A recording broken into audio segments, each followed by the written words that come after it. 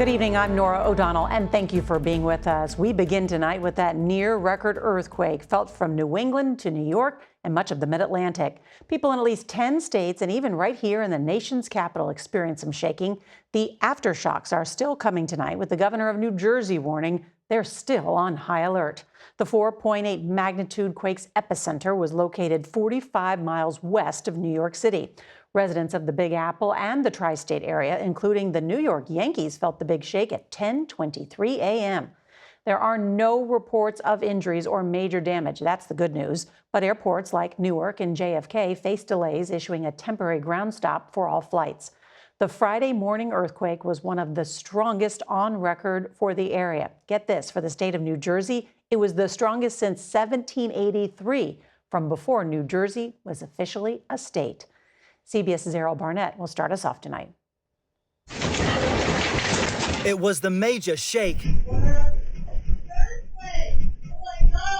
that caused a morning shock to most of the Northeast.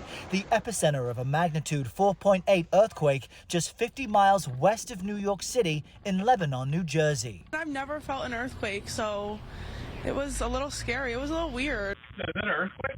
The power of the quake split this road in Union, ruptured a water main in nearby Chester, and forced the evacuations of families in Newark after their homes were deemed unsafe. Students at Fair Lawn High took shelter in campus hallways. This is one of the largest earthquakes on the East Coast to occur in the last century. The earthquake hit New York City as well, which has more than 1 million buildings. We saw the buildings moving and everything, though. It was kind of scary. Cameras showing center field at Yankee Stadium bounced during batting practice, and the Statue of Liberty's live camera rocked.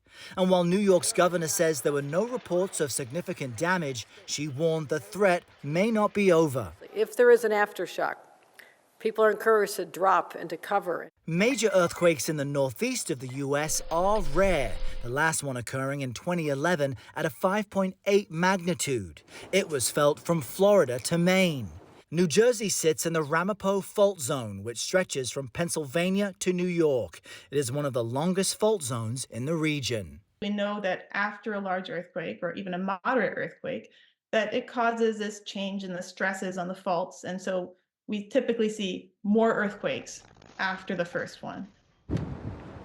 Now, at this moment, New York's emergency crews are checking all critical infrastructure like tunnels and the Brooklyn Bridge you see behind me for any hidden damage or fractures. Also, we just felt an aftershock. It has a preliminary magnitude of 4.0. The governor warned about this, and Norah, the USGS, warns that the threat of aftershocks lasts a full week.